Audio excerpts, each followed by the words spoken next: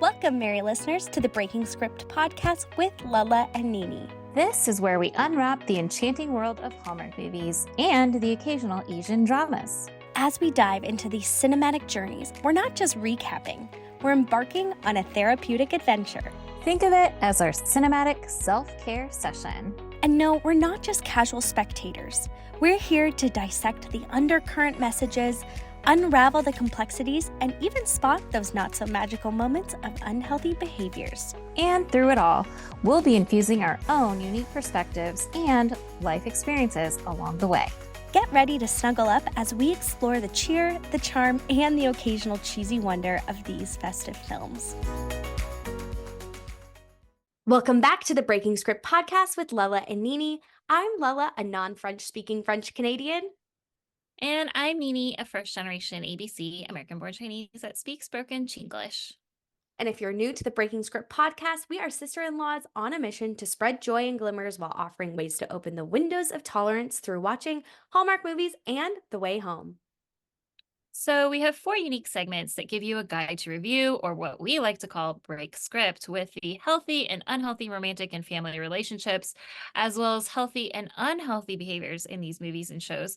And we always start with a movie summary or an episode recap that has been likened by fans to an audio spa. So even if you haven't had a chance to watch the movie or show or don't have access to them, you still have an experience as if you did. And actually, Lala last week, biggest compliment, she's like, it's like an ASMR experience. It is. And actually, I have to, let me interrupt you there. I said that to you, and then I was editing at my parents' house in the basement, and my little sister was there, and she was like, I feel like I want to go to sleep. And I didn't even tell her. And I was like, really? I think it sounds like ASMR. So also validating that fact. I love it. It's like ASMR relaxing, but then it gives you an experience. So you feel like you watched it and you can follow along with our Boba ratings and 4 unique segments of Breaking Script, which magically turn your Hallmark movie or the Way Home watching experience into a more meaningful self-care session. You guys, this is like the most legit type of self-care session there is. Seriously. Rewind a couple episodes ago where we talked about that in the intro, but welcome back, Ponderers, Club Pond, The Way Homies. I don't even know what the official hashtag is. Did we discuss this? No. I thought we landed on the Homers. I'm joking. Not oh the my Homers. Gosh, I can't do the Homers. That's like too Homer Simpson-y. We didn't even talk about how season 3 is confirmed. We forgot to talk about that. Well, I think it happened right after we recorded. Like literally. Yeah. And then we forgot to say, this is our finale episode for season 2, but season 3 is confirmed. And I want to be like, and we're back. Because it was such a good episode. But I have to say, last week I referenced so many other podcasts that after I went back to listen after you edited, I was like, how did I have so much time to listen to all these other podcasts? Because this week I didn't listen to a single one. It's because previous to recording last week, my kids literally had different kids with like multiple doctor's appointments. Like literally we had days where we had like 3 doctor's appointments, and like doctor's appointments would be like 30 minutes away. Wow. That is why. So this week, sorry, I'm not going to be referring to any other podcast because I simply just we didn't have as many doctor's appointments. So wasn't listening to as many podcasts this week, but cannot wait to get into episode 10 of season 2 of The Way Home. Lala and I were texting back and forth. But before we go into that, Lala, yes, we have to decide what we're doing next. We got to tell the people what we're doing next. Shall we discuss that a little bit? We discussed a little bit, but I want to tell you more about what's coming up. Okay, let's do it. Because you said you want to exercise your Hallmark movie muscle, right? Yes, it's been lying dormant for a little while. Yeah. We gotta exercise it a little bit because The Way Home isn't your typical Hallmark movie vibes. So maybe we'll like rework the Hallmark movie muscle and then jump into Asian drama before Christmas in July. Is that kind of like our plan? Yes. Okay. So here we go. This weekend is stacked. I don't know what it is. There's 2 weekends in April that are stacked, and then there's like Hmm. a weekend where there's no new Spring Into Love movie. I'm not really sure what happened. I feel Oh. like we need to talk to like an executive to be like, I'm not sure what's happening here. So this weekend, there are 3 new movies. I don't know why. They're Wow. premiering one on Thursday, April 4th. Is this a special weekend? I don't know. Easter was last weekend. I don't know what's happening. Um, Thursday is Legend of the Lost Locket. And I thought that was Hallmark Mystery, but it's not. It's Hallmark Channel. So it's the leads are also in When Calls the Heart. On the 5th, which is a Friday, I don't know if you'd be interested in this. Do you know who Hannah Swenson is? Ooh, Have you no. heard of that one? There's like a series. So this one's called One Bad Apple. Now I want to give you a heads up. This is Allison Sweeney is the female lead. Um, Up until now, the male lead has been Cameron Matheson. Well, he's no longer in as many Hallmark movies because he has made that switch to Great American Family. So it's Victor Webster, the guy that was in 5 Star Christmas. Okay. So it's obviously he's not playing the same role. So that's One Bad Apple is a Hannah Swenson mystery. She's a baker. Anything? Anything? Ooh. That Okay. that sounds I love cozy mysteries. So like Okay. I'm into that. Saturday is a blind date book club. That's one that I was talking about that has Aaron Krakow, who is the star of One Calls the Heart, alongside Robert Buckley. I'm trying to think of what else he would have been in that you would have known if you're a Chessie. So Hallmark fans, different shows have different like hashtags. So like, or Hmm. different names for fans. So like Chesapeake Shores is Chessie's. Signed, sealed, and delivered. By the way, signed, sealed, and delivered, the Postables is going to have they're going to have 2 or 3, I think, new Hmm. episodes, movies. I don't know what they're called anymore. Did you ever watch Signed, Sealed, Delivered? No. Okay, so Crystal Lowe is an actress in that. She was the one who directed Shifting Gears, which Oh. already premiered March 23rd with Tyler Hines. So I'm thinking we use Shifting Gears for a week that they don't, for some reason, the week of April 12th, there's no like new movie. And then Hmm. April 20th is Falling in Love with Niagara, which was Jocelyn Houdon. Did you want to watch that one? We mentioned it. Did you watch it? Did you like it? I think it's beautiful. Like, Okay. because it's the Canadian side of Niagara, which I love.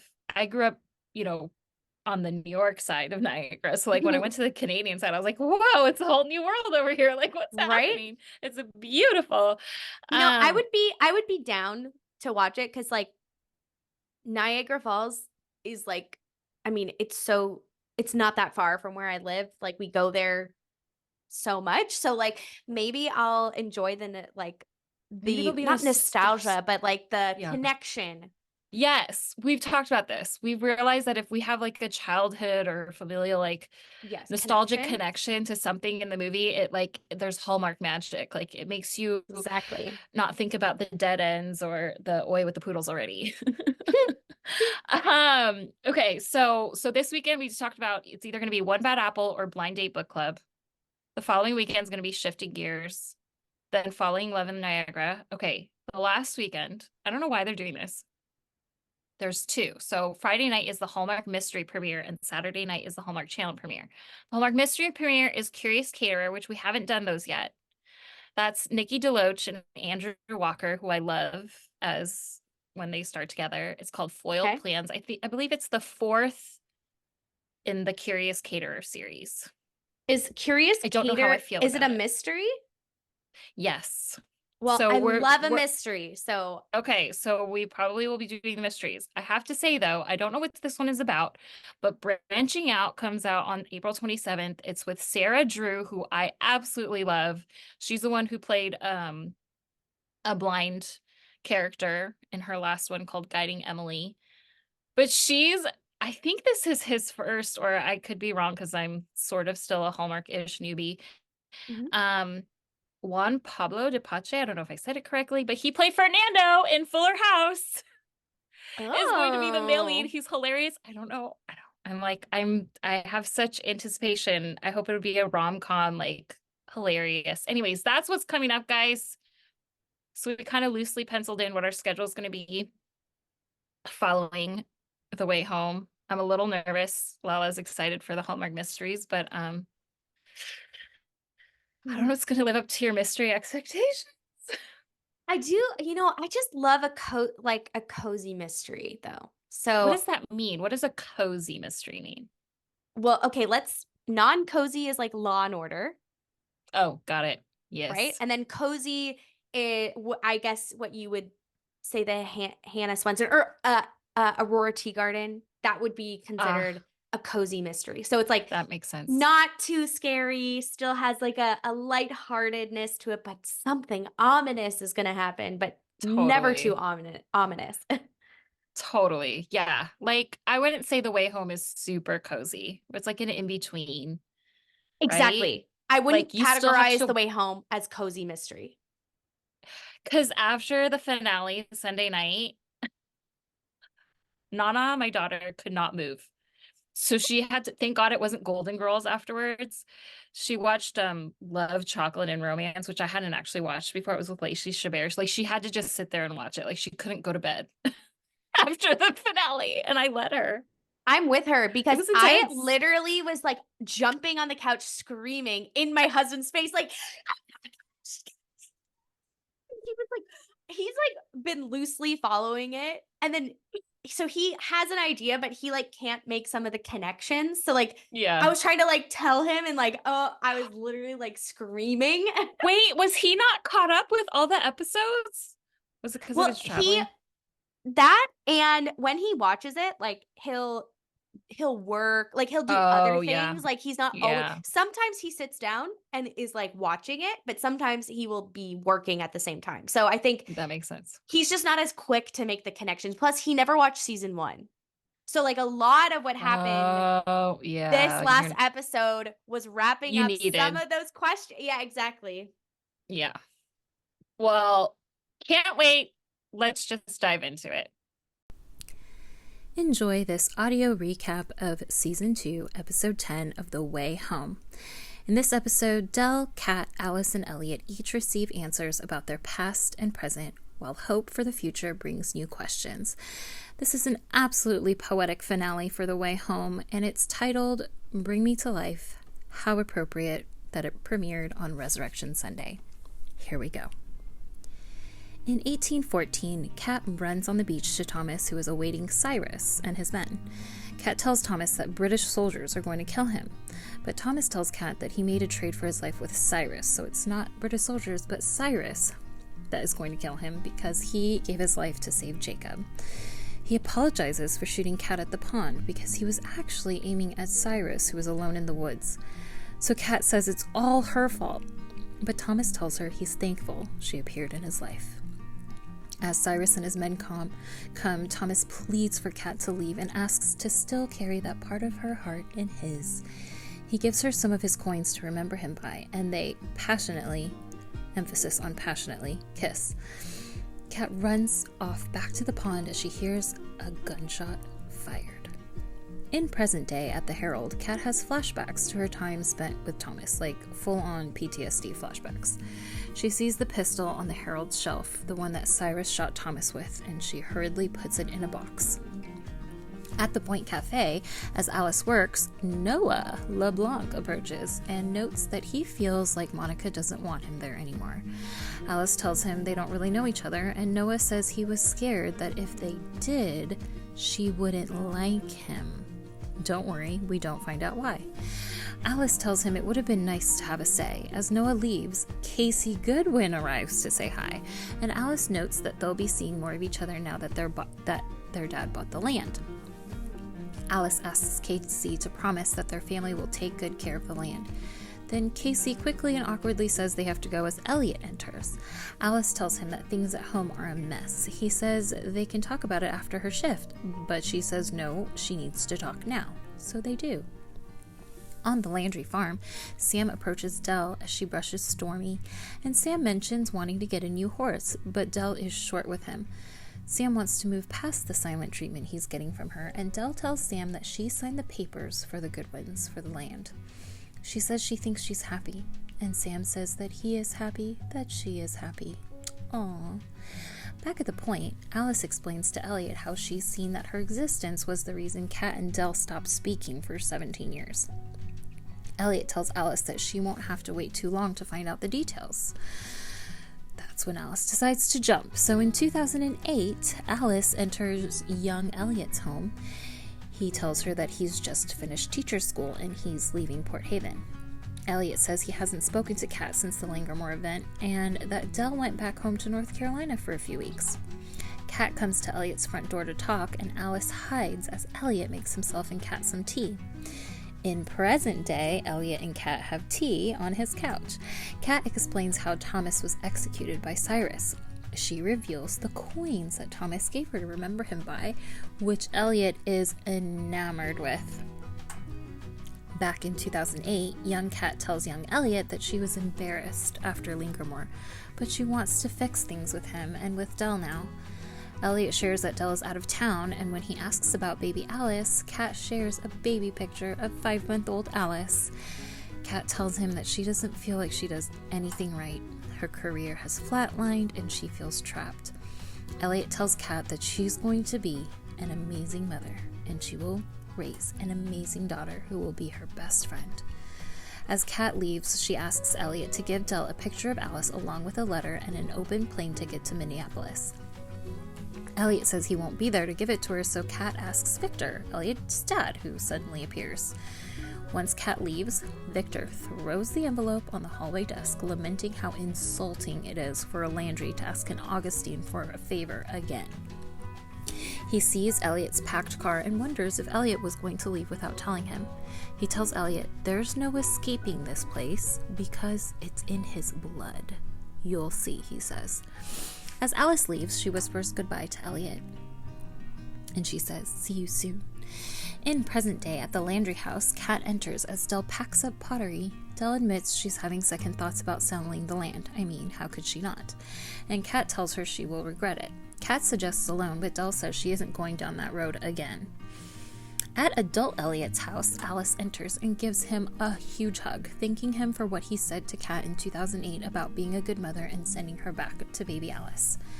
Now she's trying to figure out when Victor gave Del the picture and the plane ticket because Del didn't use the ticket. That's when Alice notices Elliot's open notebook, and he explains that he's been thinking about the Finn factor. Jacob fell into the pond going after Finn, but Finn was going after Kat, and Finn wound up with Kat back in the present day. Elliot thinks that perhaps beings can travel through the pond if they go in tandem with a Landry. But in 1999, Elliot went after Kat and he didn't travel. Similarly, Susanna tried to go to the present with Kat in 1814 and it didn't work either. So Elliot thinks that the pond rules are that it won't bring you forward, but it can take you back. Because, you guys, poetry, the pond is all about reflection and learning from the past. Alice thinks that Elliot could potentially travel back with her and they should test the theory. So Alice and Elliot head to the pond and jump in together, and when they surface, they are together in 1999. Elliot puts on his glasses and can't believe the lush green forest of the past that he sees. In present day, Kat walks alone in the cemetery. She finds Elijah Landry's headstone, which is also Rebecca Landry's headstone, and next to his, she sees Susanna's, which she's shocked to see because she's actually looking for Thomas's gravesite. Kat wipes Susanna's grave off and sees a symbol of a sun in the corner, and she has a flashback to the My Catherine 1814 painting that has the same sun symbol in the corner and realizes it was Susanna who painted it. In 1999, Elliot isn't sure if he can face the Landrys. They observe Colton working, and Alice encourages him to approach. Adult Elliot and Colton meet, and Colton invites him to help work on the barn lighting. Colton explains that he's trying to run electricity for their family party that night, and he wants to get electricity in the barn's loft since his daughter's best friend spends a lot of time there. In present day, on the Landry farm, Del and Sam bring his new horse to meet Stormy. Del says that they just need to get used to one another, but if they take things slow, things might just work out.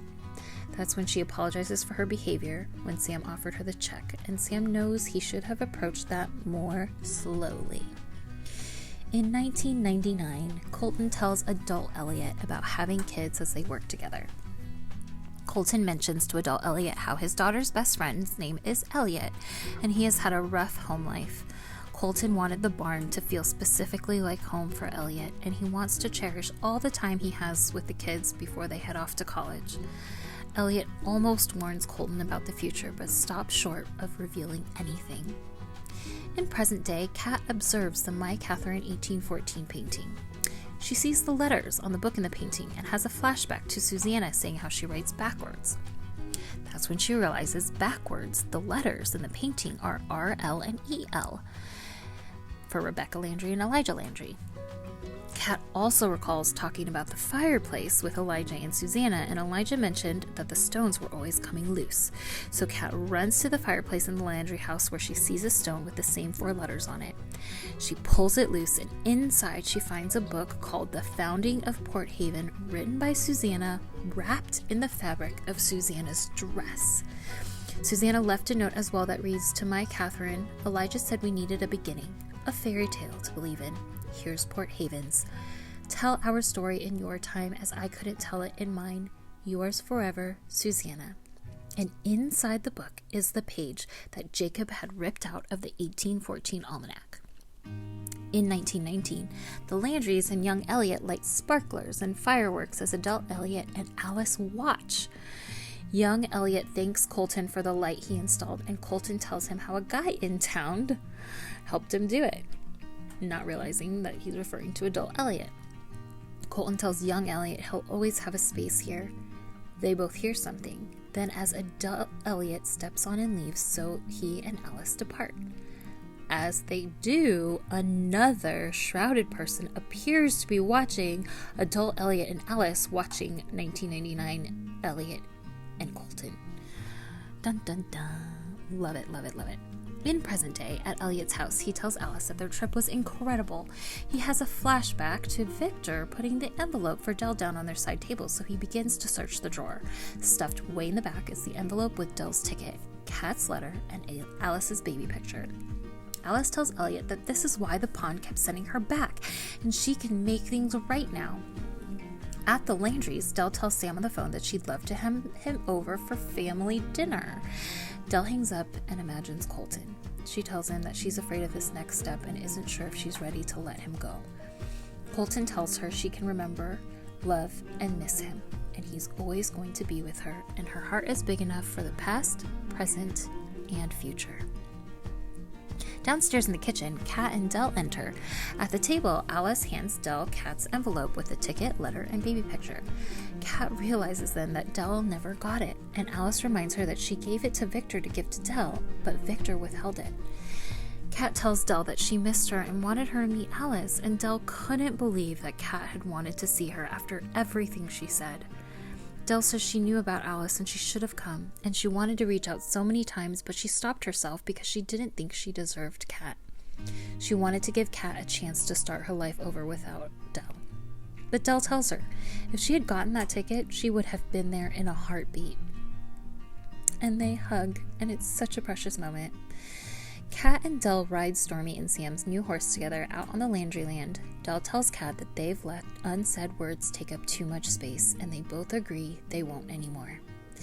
On the Landry porch, Alice plays the guitar and sings Colton's song Way Back Home as Casey Goodwin approaches looking for Dell. Kat and Dell return then as Alice notices the ring on Casey's necklace around her neck. Casey introduces themselves to Dell and says hi to Kat. Casey hands Dell a letter from the Goodwin family lawyer. Apparently, purchasing the Landry land is no longer tenable for them, so their father has to tear up the bill of sale. Dell says it isn't great news, but they can get through it. They're all kind of smiley, and Kat hugs Casey. Later, in Alice's room, Kat shows Alice Susanna's book and how Jacob's torn-out almanac page fits perfectly in theirs. Kat wishes so badly she could show Dell, and Alice notes how it worked with the letter and the ticket, so maybe it'll work. Kat apologizes that Alice saw her at her worst back then. And Alice asks for photos of Casey, and Kat says she'll send the one they took. At dinner downstairs, Sam sits in Colton's old chair, unbeknownst to him, and they all tell Sam it's fine, following Dell's lead. Del is happy they get to keep the land, but she doesn't have the money to farm it. Elliot says never say never and tells the group about how he got Kat's rare coins from the 1800s appraised by a coin specialist. At the mention of the coins, Sam seems interested. Del wonders where Kat found them, and Kat tells him she thinks she picked them up from an auction. Elliot says they're worth a small fortune, enough to farm the land for years. Del says she is speechless, happy, and so grateful to be with all of them. Later with Sam, Del tells him that she's glad he's her neighbor, and she likes knowing he's next door, and she likes knowing him. What a lovely DTR. At Elliot's house, Kat shows him Susanna's book. Kat says she's going to republish it under Susanna's name and set the record straight. Elliot thanks her and tells her about how he actually got to time travel with Alice. He says he had wanted to try to stop all the bad things that happened, and so he understands now what Kat was going through and apologizes for blaming what happened to Colton on her. Elliot tells Kat that he wants her to choose him, and they kiss. And Kat tells Elliot that she hears his words, but she needs time for them to sink in. And he gives her that time. We think. In the woods, Kat approaches the pond. She has a vision of Thomas Quayle behind her, and he asks what she would have done if he lived. Kat says she doesn't know. Maybe she could have loved him, but she loves someone else. He disappears as someone surfaces in the pond. It is adult Jacob. He tells Kat he has come home, and they hug. In Alice's room, she zooms in on Casey's necklace in the picture on her phone. And Alice notices that the ring on Casey's necklace is the same as the one that she has in her own hand that her dad gave her. That was her mom's engagement ring. At Elliot's, he looks at the hole he punched in his wall. He sees his father Victor to his left, and to his right he sees Colton. He comes back to, grabs a sledgehammer, and demolishes the wall he had once punched. On Landryland, Kat and adult Jacob walk to the Landry house. Jacob takes Kat's hand as they walk up, and Kat stops him to make sure he's positive he wants to go through with this. It changes everything. Jacob tells her that Elijah and Susanna encouraged him to come, and that Jacob always knew this is where he actually belonged. He tells Kat that even Thomas encouraged him to come. But Kat tells him that can't be right because Thomas was executed by Cyrus. She was there. And Jacob tells her that Thomas is alive. He managed to wear armor under his clothes that stopped the bullet. That's when adult Jacob has a vision of seeing his younger self leaving the Landry house with a baseball and a glove. Adult Jacob extends his hand for Kat to come inside with him. And Kat says, hand in hand, she wishes their dad were here to see this. Back at the Landry party in 1999, the shrouded figure who was watching from afar turns around. It's Colton. Flashback to the 1800s, a young boy holding the old woman's hand at the pond's edge that we started with in episode 1 of season 2. She tells him, I know it calls to you. Remember what I said. It will always take you where you need to go. But you need to stay here for now. It's not your time. Not yet. You just have to be patient. Colton.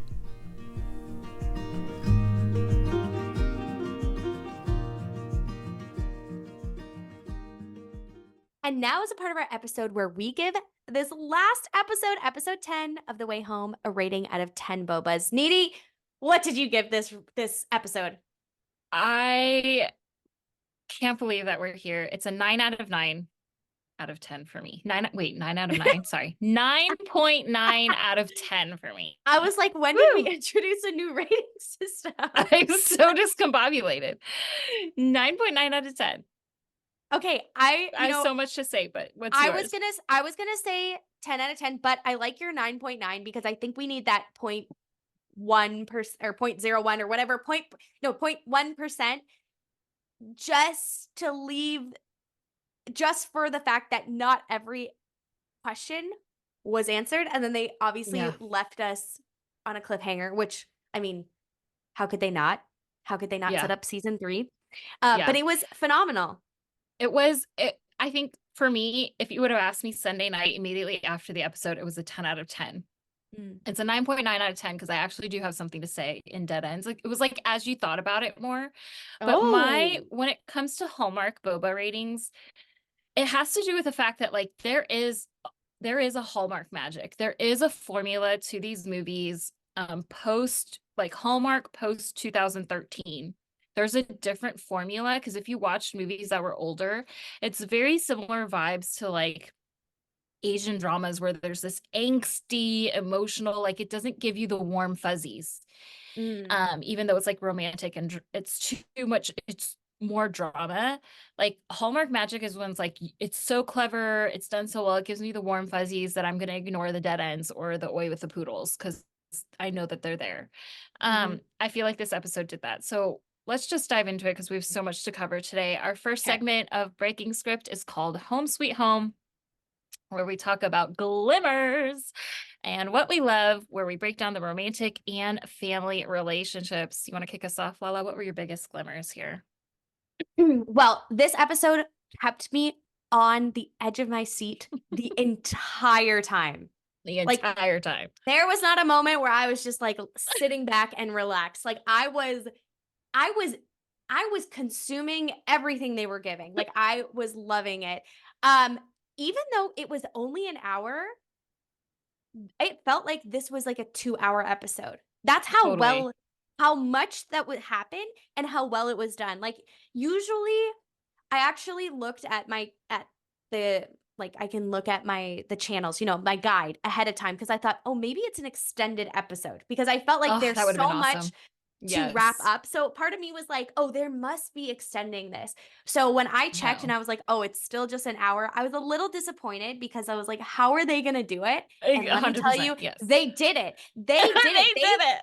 They did it. They crammed everything into an hour and I felt like it wasn't super rushed. Like obviously it's still an hour, but I did They packed a lot in those last 5 minutes. They packed a lot. Yes. Okay. Like one of my favorite things, spoiler, is that we see Colton and I don't think he's dead. I don't know how he's alive. Oh, well, that's the way we see it. We got to discuss that. I think he still is, but we'll discuss it. Okay, but can I tell you my biggest glimmer? This is also a spoiler. Okay. So my biggest glimmer, and this is what I feel like is the magic of this show that just brings everything full circle, that really pulls at your emotions. It's the part where Elliot does get to time travel. Okay. And he travels back with Alice and he sees Colton. And it's the moment where Colton is finishing the loft for what we think is like Cat, right? Like, they're his kids. And Elliot is just fighting tears. Like you can just see the love and just the connection. And Colton hires Elliot to help. And he begins to tell older Elliot that he's actually building it for teen Elliot because teen Elliot has a hard home life and he wants this to be like his safe haven. And it was just this moment where you can see adult Elliot, how he realizes how seen he was, how loved he was by Colton. Like it was beautiful. The fact that Elliot helped build this for Elliot. Like Elliot. Oh my gosh. It was just the magic of like, of course they would do this. Of course Elliot would come and help Colton build the loft for Elliot because he had such a hard life. Like it was absolutely stunning. It was the best for me. That was like one of the best moments of that heartwarming where it really, oh my gosh, I was weeping. I was weeping. Yeah, anyways, you were. She texted me. She's like, I can't stop crying. Okay, the last glimmer though is kind of like I called it because last week Nini called and she's called a lot of things. I'm not as quick, so I want to say that I did call that maybe Susanna painted the picture of Cat. Yes, you did. You sure did. Okay, so just wanted to claim that one, but that was it. What about you? What about your glimmers? Okay. Well, I feel like we should have named this section like when did you cry? Like, Oh. how many times did you cry? How many But times? the biggest, before we get into that, I think the biggest glimmer was on that ending scene, which I have to say, on the interwebs and all the discussion circles, I just made that up, a discussion circle, I don't know. There were a lot of people that didn't see the last 5 minutes. And I was like, What? you missed all of it. If you didn't see the last 5 minutes, like, That's where everything happened, basically, yeah, you know? exactly. And it was really weird because Lala, for some reason, was Oh, like, yeah. how much? I would say you were at least a good 3 minutes ahead of us, That was if not weird. more. It Yeah, was 'cause I really bizarre. kept She was like, oh my gosh, I was like, what are you talking about? She's like, oh my gosh, I'm so sorry. I think I'm ahead. I'll stop. it It was was so so funny because bizarre. at one point I was like, "Are we watching the same show? Am I getting a different version than you are? The It Canadian definitely version?" felt really, really weird. And then I kept like saying, I kept reading her texts out loud, and my kids were like, stop, mom, stop. Because at the end, the biggest glimmer was when it goes black screen, my son, my 14-year-old, was just clapping. And he's like, that is just pure poetry. Pure poetry. And I will tell you, that was my biggest glimmer. When we Yeah. talk about the way home magic and those full circle moments, I loved the poetry of how we started this season with a little boy holding this old lady's hand, and we all assume it's Jacob, right? And we end Yes. with finally seeing his face, and it's Colton in the last episode. It totally mirrored the White Witch scenes of I season know. one, where we I know. started with the White Witch and we ended with, Ended. oh my gosh, it's Cat. Pure poetry, pure poetry. Like, thank you, The Way Home. I said you could do it, and you did it. I cannot, like, not only that, but like the transitions. I don't know if it has to do with that it was the director. Mm. I need to go back and look if those were the different episodes that I appreciated, but the transitions in the cinematography of this episode, where it was like when Elliot shows when young Kat shows up, right? Yeah. Alice is 5 months old, and she shows up alone. She hasn't seen Elliot in over a year. Um, and he says, let me go make you some tea. And then you end up, and it's adult Kat, 2024 Kat and Elliot. And Elliot is putting down a cup of tea for Yeah. Kat. Like, there were so many transitions like that, of like walking through doors. Like, it was just seamless and beautiful, Yes. where you think you're one place. And like, I don't feel like we had that as much this season as we did in season one. And I'm I not sure what agree. that was about, right? Mhm. There's so much of that, like, unexpected, like, so let's talk about the times that we cried. Obviously, right out of the gate in the cold open. I love that I was like, how many cold opens can you have with like someone getting shot? Um, where Kat thinks Thomas died. And did you call it that time? Did you be like, oh, he didn't die? Because she didn't see him die. Like, he didn't die. So, Did you think that? kind of, because I the thing, I don't think that is exactly what was going through my mind. So when I realized he didn't die, it didn't surprise me. I just felt like it was such a weird ending to the Thomas story, because I don't feel like Thomas Coyle's story really ever unfolded all that much. Like, he was still True. of mystery. And I did actually, that is one of my questions for you, like down below in my notes, Oh, I can't is wait. like, well, I can ask you now. Uh, would you have looked back? Yeah, I don't think I would have been. Well, that's a whole discussion. Can we discuss that in the way we see it? Yes. Yes. Okay. Okay, Okay. let's discuss that in the way we see it about Thomas Stein. But I felt like their conversation was like, okay, it gave us a little bit more, like, it tied it up. Yeah. But I still cried because it's like Yes. traumatic. For me, the reason I cried is like, um, this is Kat, like, every time she goes back, there's something uber traumatic. Like, this is the third time with someone that she loves where she goes back, and it's like this trauma. The girl's already got PTSD. Like, Well, why are and we doing this again? she feels like she caused it. And I love what he said to Yeah. her. He said something like, like something like, "I would have rather you emerged into my life no matter what." Totally. And Yeah, but I she think carries this guilt that every bad thing is happening because of her. yes. Okay, I'm gonna return to this in final thoughts because it mirrored for me like a healing process. So Hmm, remind me to talk about that at the very okay. end when I talk about I wait to go back. Before we hit record, I told Lala, I was like, okay, we're gonna record this part because we just gotta get recording about a new show that I've been watching on the Hallmark channel, and I felt like it mirrored that experience. So I cried because I was like, finally she's realizing she's learned I can't change the past. Mm, And so she's learning. She's healing, she's learning. So that made me yes. cry. And then obviously Elliot and Kat's conversation about motherhood in front of Oh, Alice, like yeah. the 2024 Alice is watching Kat talk about her experience when she has a 5-month-old Alice and like how real that conversation is. I can't say I felt that exactly because I was a young mother. I had my first child. I was 20 years old. We were married. There were plenty of questions about that, but we were married for 7 months before I got pregnant. But I was 19 when I got pregnant and Oh had my the baby at gosh. 20.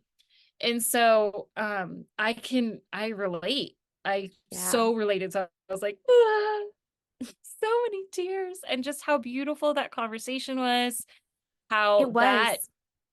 led to a more bonding conversation for Alice and Elliot. Yeah. Like And when that she came in that and really hugged him, healed that really I loved that. That really healed their relationship, I feel like. it totally did. So I Yeah. think, and I kind of want to, we'll get to it in the way we see it, but I feel like there's like you could psychoanalyze, like, and I wonder if anyone's done this or if they intentionally done this, like so much of this time traveling, um, it's almost like you walking through it mirrors what someone walks through in their healing experience of when you go back to your inner Yes. child, right? Like Yeah. you're getting to hear the words that you needed to hear from that person that Yes. your relationship abruptly ended for some reason. So anyways, that hugging and bonding for Alice and Ellie, I feel like constantly the glimmers in this episode was like if you're someone who's been through like a healing journey, you can go back and be like, oh my gosh, this mirrors like my own healing journey of like what I needed to hear in this specific circumstance. So, anyways, so much of Mm, that, of even in that your glimmer that you described, your glimmer moment of Elliot and Colton mhm, finishing the loft and running the electricity, I mhm. thought that Alice having the maturity enough to hang back and let Elliot Yeah. have his own moment with Colton was like, whoa, that was So true. huge. And the fact that there was a let there be light full circle moment of like Colton turning on the lights, and then when Elliot, went and like, oh my gosh, what's that called? Demolish, started to demo the wall for Yeah. his renovations. He said the same thing. Like he said, let there be light, which I was really hoping low key is probably a little bit of dead end. I thought he was going to find something in the wall, but he didn't. It's fine. It's fine. There was a let there be light, full circle moments. I love a good full circle moment.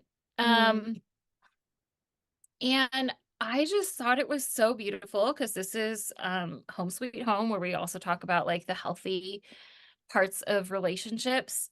It was obviously the next moment of crying, which is very real because I've had some very close friends and just so many. There was a period of 3 months where there were just like so many sudden deaths that there were all these young widows all of a sudden.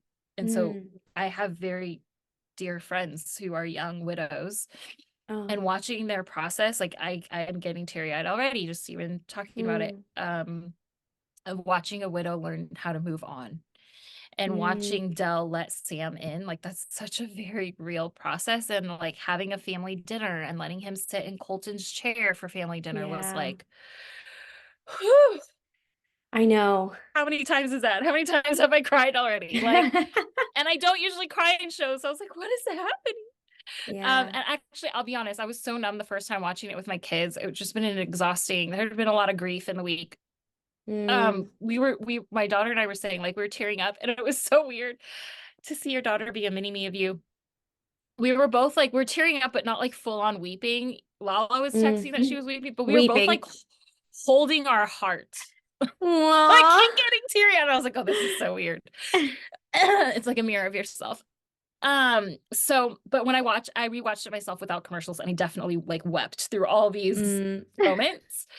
Um, the next one I call Alice's Malachi 4:6 moment. Bless you if you're part of the movement, and I'm sorry if that is a very triggering verse for you. I have lots of friends. That's hearts of the fathers turns toward the children, and children towards the fathers. The spirit of Elijah.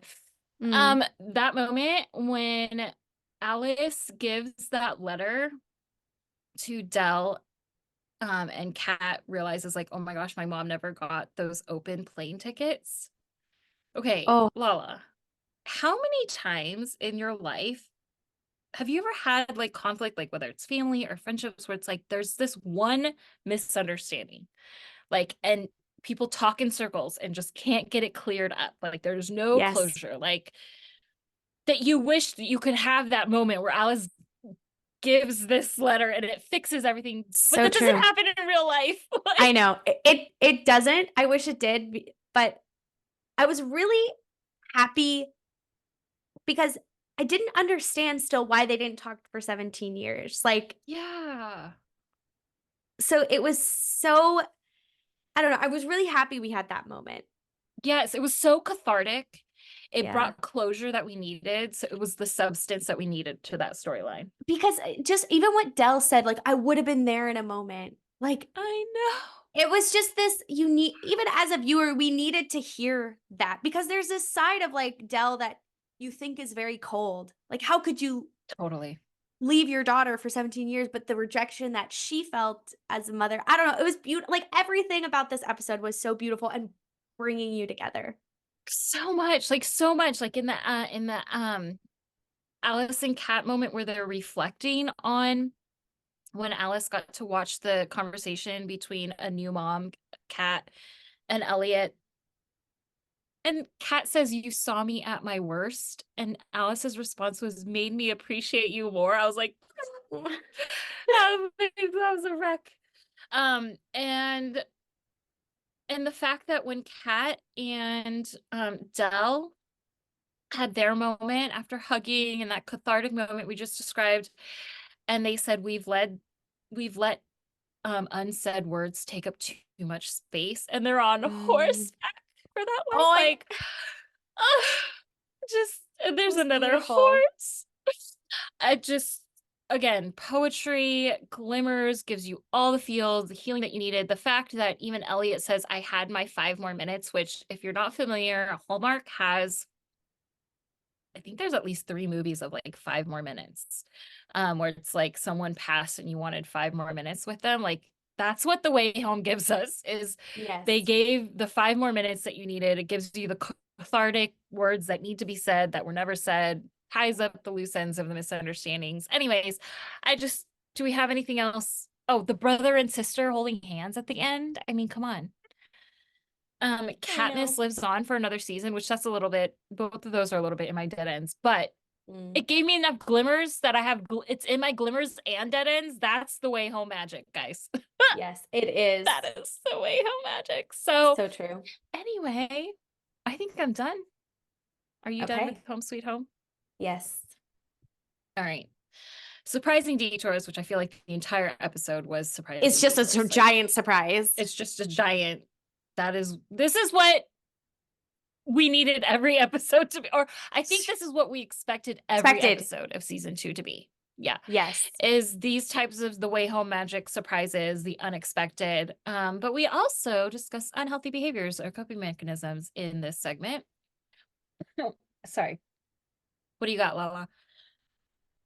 Okay. So let me look. I have a lot. And I actually just stopped writing some because I was like, I'm basically writing out the whole episode. The entire So episode. I tried to do it like high level. So, okay, we already said this. We think Thomas get killed, but surprise, he doesn't get killed. Kat and Thomas have a kiss. And then Thomas Passionate kiss. a passionate kiss. Thomas gives Kat 2 coins from the 1800s, which we later find out is what will be used to save Dell's farm, because the money from those coins, it's so valuable that Dell's going to be able to use that money to save the farm, because Guess who's back? Casey Goodwin. She shows up and surprise, her dad's not going to buy the farm anymore. Suspicious. Now, at this Suspicious. point, Alice, and it actually took me a moment to realize what was happening, but Alice was looking at Casey Goodwin's neck. And Yeah. did you notice the ring? And the ring that Casey had was the ring that Brady gave Alice that was originally Kat's engagement ring. So how did Casey Goodwin get that? Because Alice is looking at it in real time, but Casey Goodwin was wearing it. Okay, is she from the future? I think So so. much to I talk think about. Nini, I think you might be right.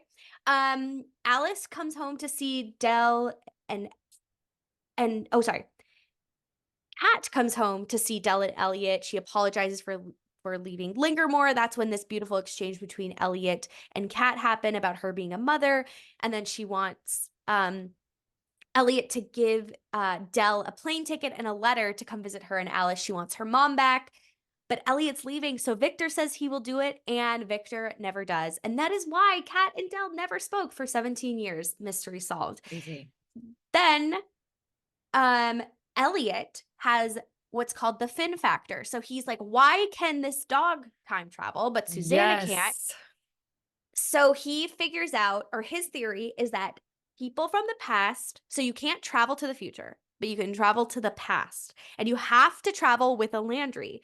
So Alice and Elliot jump in the pond together, and sure enough, Elliot can time travel. He travels back, and he has that beautiful exchange with Colton. I'm just going to speed up ahead.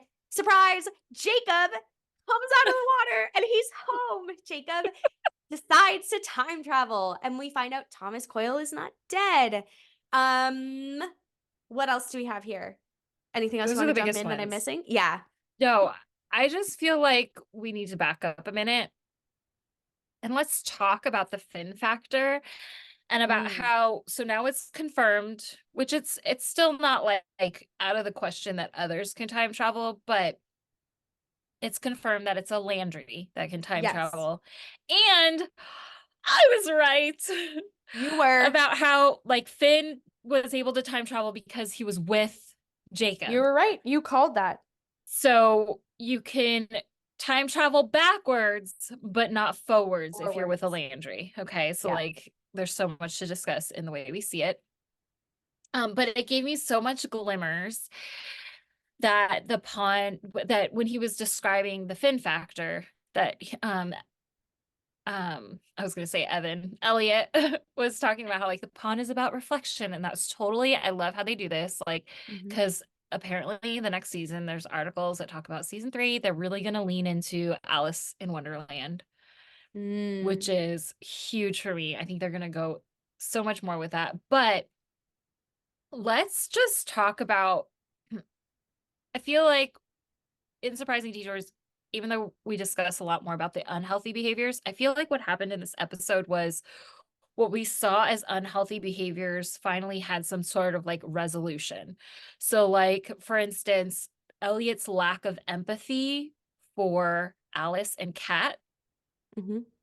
I loved that we got to see how, like, even in the mechanism of the time travel of the pond, he had empathy for even like, does that happen every time you jump in the pond? Like how intense it was.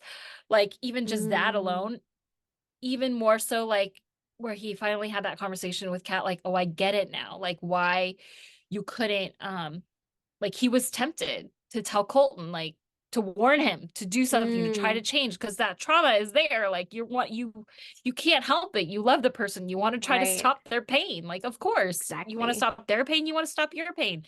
That's human. And he finally has empathy for that. And that because that's been the entire conflict and the Mm. toxic back and forth for 20 episodes, like 19 episodes, right? Like it's been so annoying. People have been talking about how annoying that Yes. is. But I will say these actors do not know like the actual storyline, and I have heard Evan Williams, who plays Elliot, say that he really like hopes that Elliot and Kat are endgame. What do you think about that? How do you feel now about that? Because you were team Tomcat or Catmus. Catmus is the official Yes. hashtag Well, for you know that. what? I really feel like Elliot has taken a turn in the healing journey. And remember how we really felt like he was a villain? Yes. Okay, so now I'm more like, So okay, now he's not a villain. And just the history of him and Kat, like I I think I'm a little more on the Elliot side, especially after this episode and everything he did for Alice and just that relationship. Like, I think, how can you not? Like, Thomas Coyle is that kind of that bad boy, the mystery guy. I mean, he's Yeah. not really a bad boy. I think we're figuring out, but but I think Elliot, like, I think he's gonna live his whole life loving Kat. Oh, it's so So sweet. so Even they though should be I was like, together. yeah, this is unhealthy, I still definitely was rooting for them. There's just a soft spot in my heart. Like they're because of their history, their childhood friends, like Yeah. it's just poetic. And also what you just said there, so this is something I've learned. The whole nice guy, bad guy thing. Have you seen the Wong Fu Productions? No. Like the old OG video. Oh my gosh, have we never showed you Wong Fu Productions? I'm gonna link them in the show notes.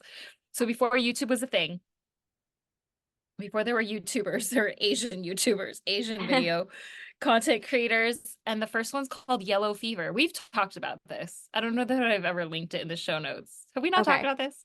I don't Because remember, but we've talked a Lala is lot. Caucasian, who's married to my brother, who's also American-born Chinese, of course. So we're first Mhm. generation American-born. And so there's this video about how you see more Asian girls with white guys than white girls with Asian guys. Hmm. It's called Yellow Fever. It's hilarious. We're gonna have to discuss this on another episode, Okay. but I just want to introduce everyone to it.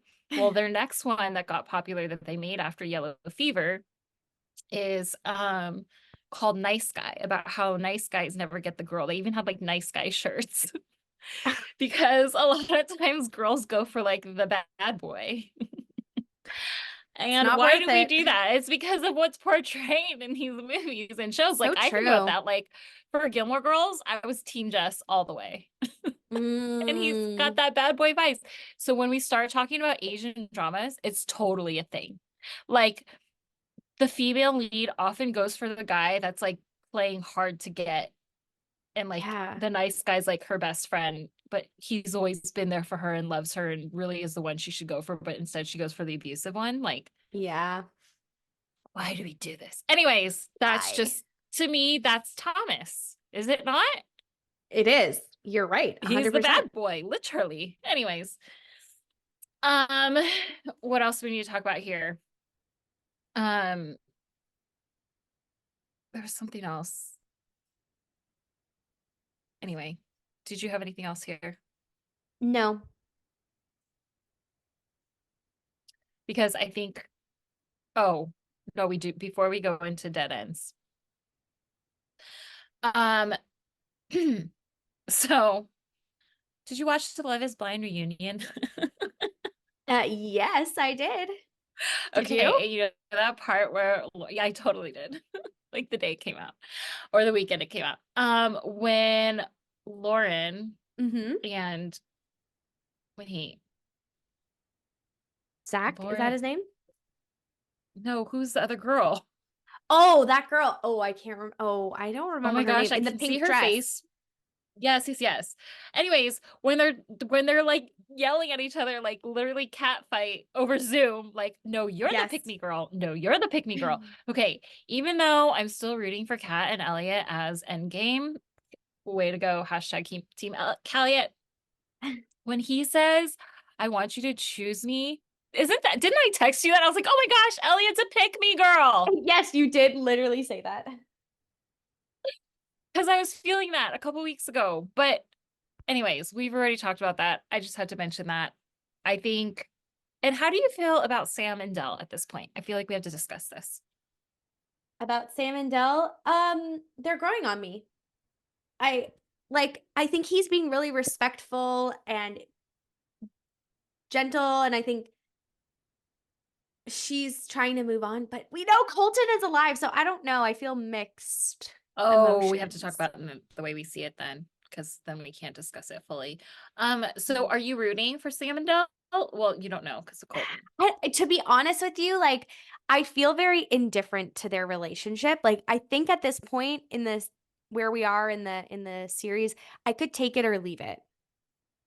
Okay. Like he Okay. hasn't been established as this character to me. Like I think he's great, but I love that he gave Dell the horse. Like I think he's a good person, but I don't know how I feel about him. Like I take it or leave him.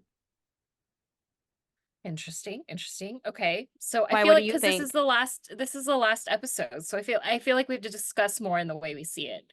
Mm. But I feel like since it's the last episode, it's the finale, we have to like go back and reflect on all the relationships. So how are you feeling about Noah and Alice?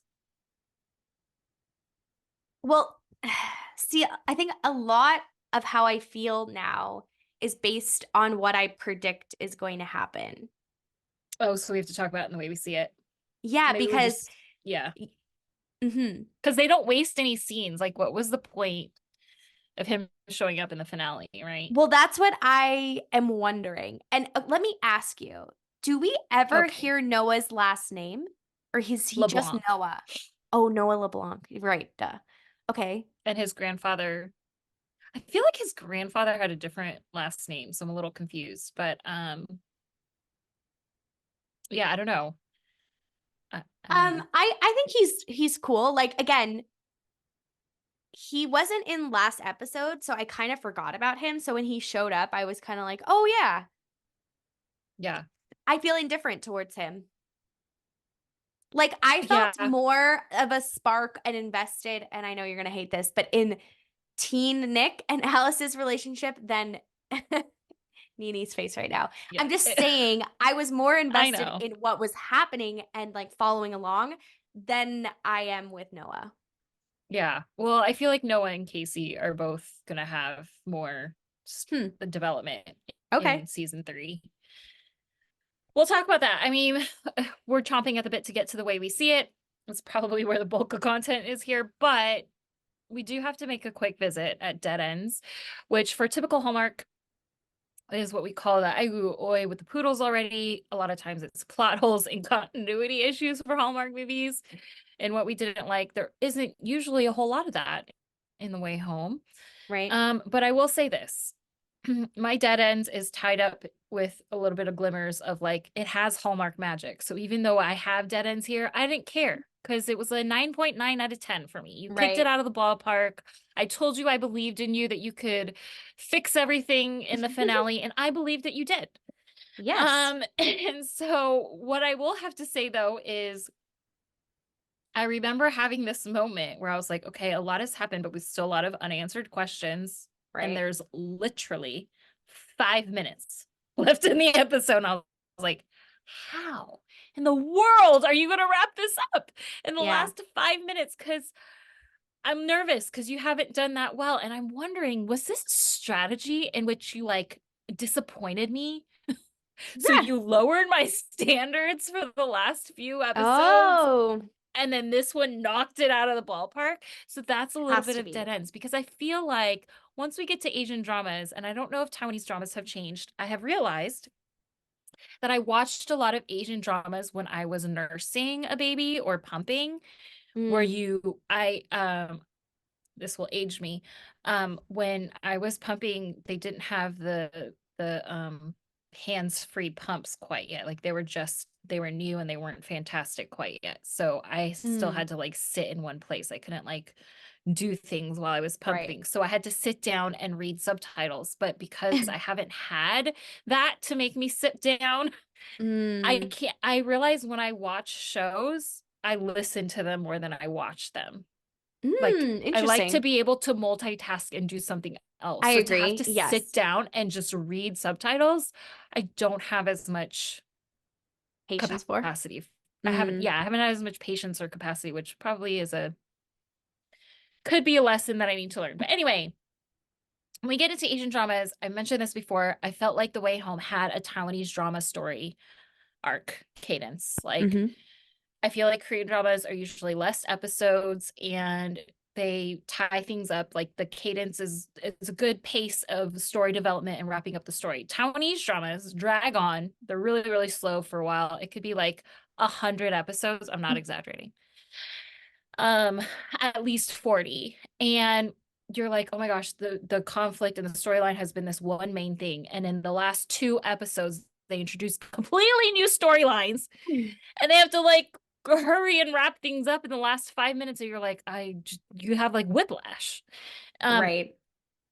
I didn't have that because this is what I expected the entire Way Home season 2 to be, and it didn't end up being that because that was what the Way Home magic was. But I have to say, one of my dead ends, even though I appreciate, like, I needed this answer, but as far as story development goes, I had totally forgotten about Jacob. Like, Jacob was not even on my mind when he popped out of the pond. Actually, you're so right, because I really put that to rest when he said he would never go to the future. So we you're thought right. maybe, I actually thought that was done. That right, Del like was we gonna thought go. maybe Del would travel back to go see him and you could wrap it up that way, but that was done. We didn't have any more questions. Like, but and so that was the thing. It's like all we wanted was for Del to know he was alive, and we ended season 2 still without that. Like, he's about to walk in, so I think we feel better about it. Exactly. But she still doesn't know that her son is alive. I know. Like, it is crazy. How? Right? Yes. That's my thing, is the story arc cadence. Like, I still loved it. It was still magical, so there's still glimmers. Yeah. But in your typical well thought out storyline, the fact that I forgot about him when he popped up, but that's like the unexpected surprises that we love about The Way Home. It's true. So I don't know. No, Did you you're do right. that intentionally? I don't know. You're right. Right? The only other thing is nobody else noticed this. I don't see anybody else talking about it. But when Alice and Elliot are talking at the point, when Alice is like, oh, there's things I have to discuss, like right now. And so they sit down. There is this globe looking, like, what are the fortune telling globe things? I can't remember what they're called. Crystal balls. Yeah, thank you.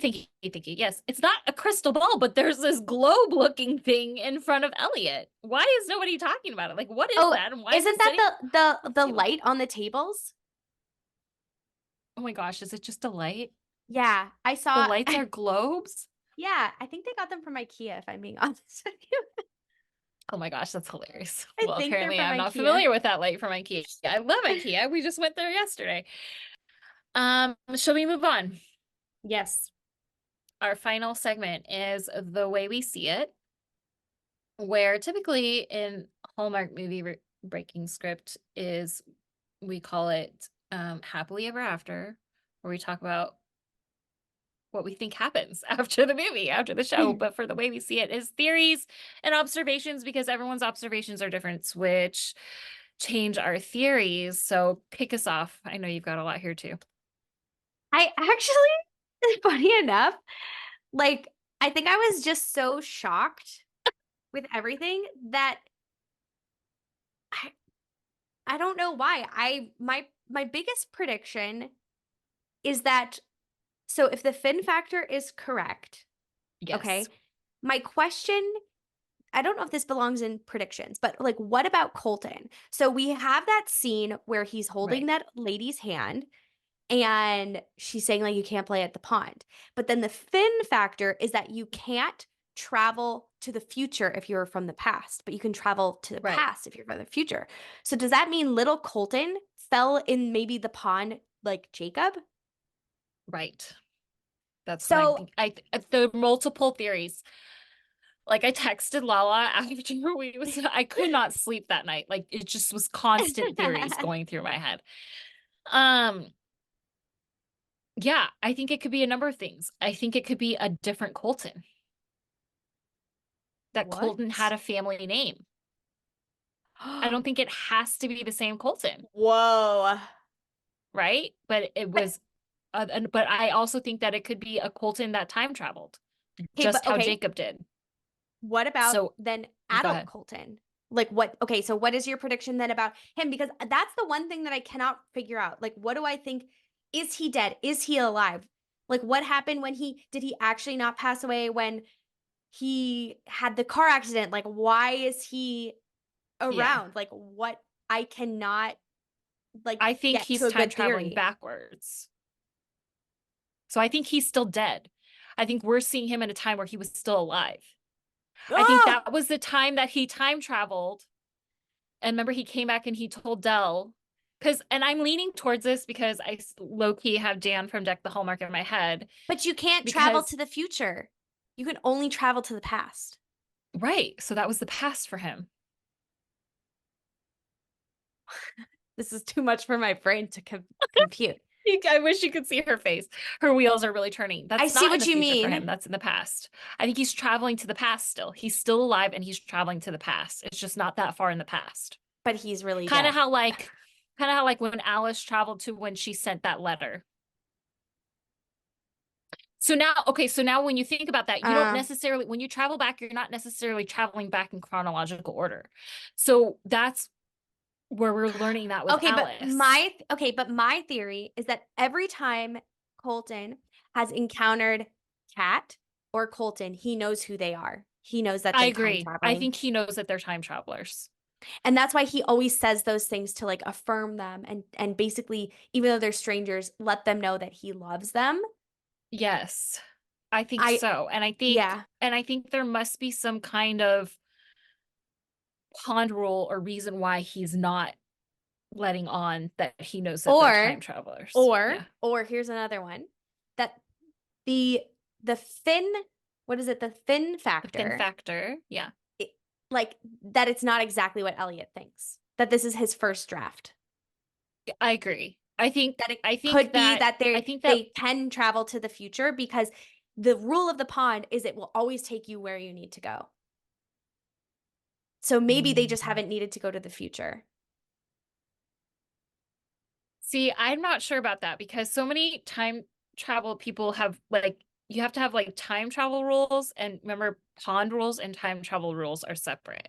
And so I think there are certain people that are like, if you're going to have those time travel rules, like Dan from Deck the Hallmark is like, Colton cannot, like, people cannot come back to life. Like, you have to have rules. Like, this isn't a soap opera. It like ruins the show if people can come back to life. I don't know. I don't know if it's that he can come back to life. I don't know. I feel like maybe he didn't actually die. That maybe he didn't actually die. That's a possibility because we don't know because they left. So maybe he didn't actually die yet. Exactly. Okay, so yes. And that maybe, yeah. So like there's still a lot of unanswered questions. And I think I just am not, here's the thing. You've been right about majority of your predictions. So it is you not have to. a possibility. You guessed Tomcat. Yeah, but I just feel like the chances of him being stuck in the past or traveling in the past is probably more than likely. I just don't want that. I really want Colton to be alive. I hear you. I guess Dan from Deck the Hallmark. Gosh, you're getting so much airtime here. I get what he's saying when he's like, when you have the show where you're talking about trauma and you want people to heal and move on, constantly bringing back characters from the past inhibits you from being able to do that. I agree. Like, oh, that's real. But also, we're watching Hallmark for a reason. So true. Quickly, I'll touch on Casey Goodwin. You said this. We think she's from the future, and specifically, maybe Alice's daughter, which means Alice is marries a Goodwin. There are such wild theories out there. So I feel like that's like initially people's. Oh, and that was low key a little bit of my dead end, or like I had a question about this observation. Like the last time Alice saw Casey, she didn't really like her. She didn't have warm, fuzzy feelings toward her. She was a little put off because it felt like she was taking her place with her mom for the summer, right? So how did it before she saw the ring, she was already like, hi, Casey, like all friendly. And I was like, wait, I'm missing something. There was a lot of that in this season where it's like, wait, I missed something. What changed? So yes, a lot of people are saying, oh my gosh, Casey must be Alice's kid. But wait, did she marry a Goodwin? Like, how is that happening? I feel like Casey is time traveling. How is she interfering? Like, we still have never seen her dad. So like, how did she interfere in that land sale to make sure to keep it in the Landry name? Like, there's so many questions there. Some people think that Casey is Thomas and Kat's kid. But how would she then be a Goodwin? Or Tom. Okay, so this is my theory for that. She's lying. Thomas Coyle, he used his name instead of Jacob's name in the ship manifest. Mm-hmm. So what if instead of when we thought that when Kat thought that Cyrus shot Thomas, Yeah. and Thomas actually lived, what if Thomas actually shot Cyrus and took his name? Wow, good. That's a good one. Some people think that Casey is Jacob's kid in the future, which is Oh. interesting. I'm not sure how to work that one.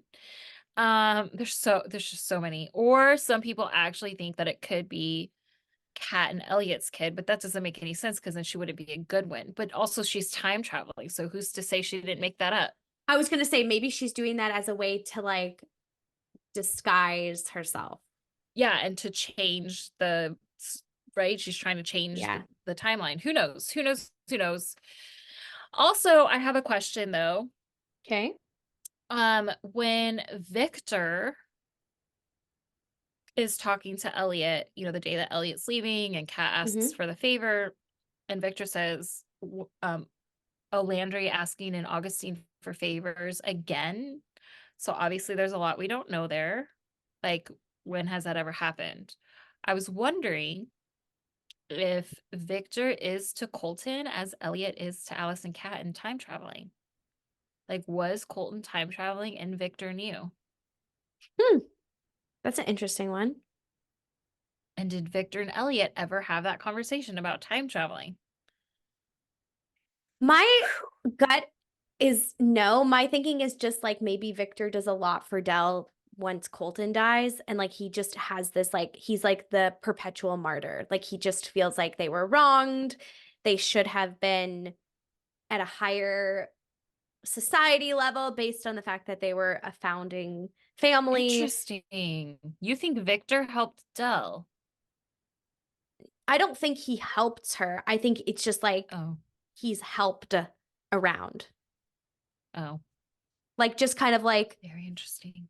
just a one-off. Like if Dell needed something, I don't know. And just like I don't know. I don't see him being like I don't like him, so I guess I don't see him being as an integral part of the like time traveling story. I mean, there's got to be more because I feel like there's a lot of unanswered questions. And finally, I'm so grateful we finally get the loose stone in the fireplace. I love that they wrapped it in Susanna's dress.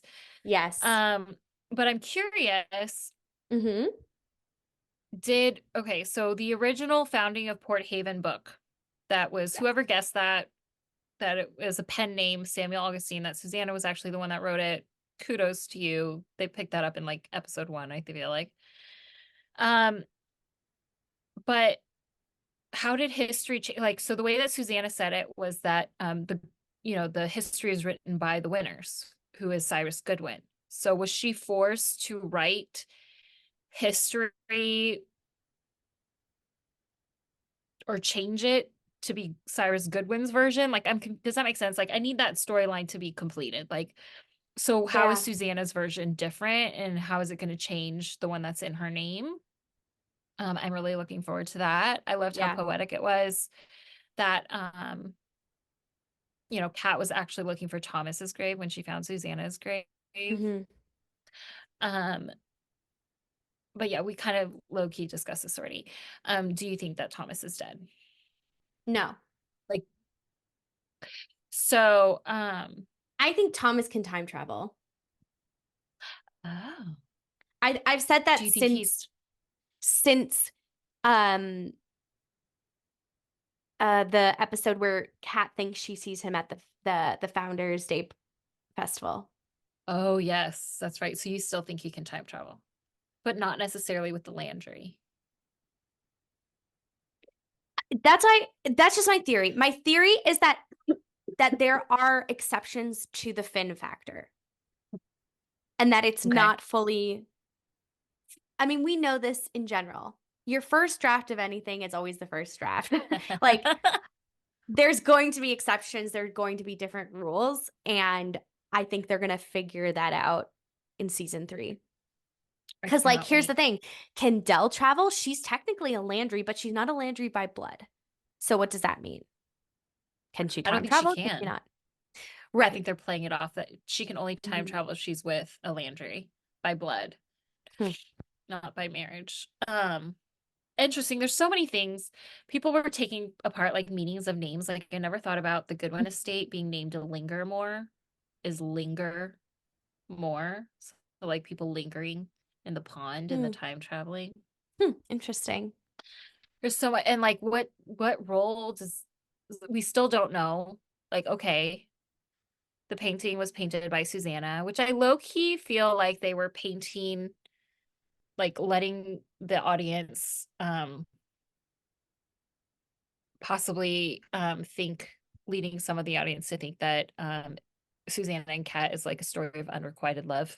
Like, which, but I also feel like I've had girlfriends that like, have you ever had that where it's like, oh my gosh, you're like my soulmate, but it's platonic. It's not romantic. Yes, of like, course. Yeah. Right? Like you read each other's minds. Like you've had so much history. Like yes, you can finish each other's sentences. Like I it could definitely think be that that's like what it an is. Oprah Gale situation. Yeah, exactly. Like, anyway, I think there's so much there. Do you think that we're going to see the 1800s in season 3? Yes, I do. I think if there's a chance that Thomas Coyle's alive, Kat is going to go try to find him. I'm really done with the 1800s. I could do without. That was the thing about this episode that was a glimmer. We didn't have 90s or a lot of like 2000, like we went back to 2007, but it wasn't a whole lot of those vibes. That was another dead end I forgot to mention. I thought we were going to have a lot more music and singing. We had a lot more of that in True. season 1 than we did in season 2. I was a little disappointed. You I are not wonder, using, like, all these actors and actresses are triple threats. Like that's a big deal. Use that their is full true. potential, please. Let them I play more. wonder if season 3, I know it's going to be Alice in Wonderland theme, but I wonder if we're going to go back to like Del's life. That would be amazing. Well, I feel like we're focusing on Colton now. Then I guess Colton's life. I guess we'll see. I cannot wait. I cannot believe that we're going to have to wait a year. I know, it's unbelievable. That was my other thing. The Taiwanese cadence. I think what happened this season is if they had longer episodes, I feel like there was a lot that they cut out where we're like, wait, did we miss something? I feel like they filmed it, but because it had to fill a TV format for Hallmark, I agree. Like if it wasn't a Hallmark show, you're right. They probably would have a 2-hour premiere and a 2-hour finale. I agree. And if we had that, you would have been able to fit so much more. And it probably was written. It's just got cut in post. So anyways, those are my thoughts. I do feel like The Way Home, outside of other shows, like made you reflect on your own family relationships, or not even just family, but friendships or other traumas. Did it do that more for you than other shows? Definitely. But I would say I had a lot of that introspection in season 1 than I agree. I did in season 2. But definitely the show, I think, really does challenge you to reflect. And even, I mean, we talk about this, like life is fleeting, and just feeling, watching people and their loss, it reminds you of the relationships that you have and not to have regrets. Like, I think that it's beautiful that a lot of them got that second chance and to say the things that they want to say. Yeah, it does. It definitely does cause a lot of like inward looking for me. Yeah, which I love. I wonder if we had that more in season 1 because of they kept going back to the 90s, which is like when we grew up. So maybe it's causing us to reflect like what was happening during that time in our own lives. That's true. But I think I started watching this show called Drop Dead Diva. I love that show. Which I think it's hilarious. I had never even heard of it, but Hallmark plays it sometimes, just how they like do reruns of Psych or Monk. But I realized like going through extended periods of trauma or even like experiencing like divorce or loss, I was like, oh my gosh, I totally relate to this storyline of this woman who was a model in her early 20s, and she dies and she gets sent back in a 30-year-old lawyer's body. Mhm. Like, and your family is not the same, your community is not the same. I was like, oh my gosh, that's so poetic. That's exactly how Mhm. I feel. And then I was like, oh my gosh, Mm. that's the way home Wow. makes you like, I don't know. I love that these shows, I love getting you to reflect more. It makes you think about Yeah. different shows differently. Yes. But I do, like, in therapy, when you go back and you revisit, like, what does your inner child need right now? Yeah. What does little Nini need? And you see like adult Yeah. Cat seeing teen Cat. It's like, oh my gosh, this is totally like very much mirroring So true. what we do in our healing process, right? So I So love true. it. I love it so much. Thanks for joining us, everyone, for this season. We hope you join us for season 3. I can't believe it's so Yay. far away, but Well, thanks for breaking script with us. Please share this episode on your socials and tag at the Breaking Script Podcast. Follow and hit the notification bell so you never miss an episode. And if you haven't yet, please rate and review an Apple Podcast so we can spread more Hallmark glimmers with the world.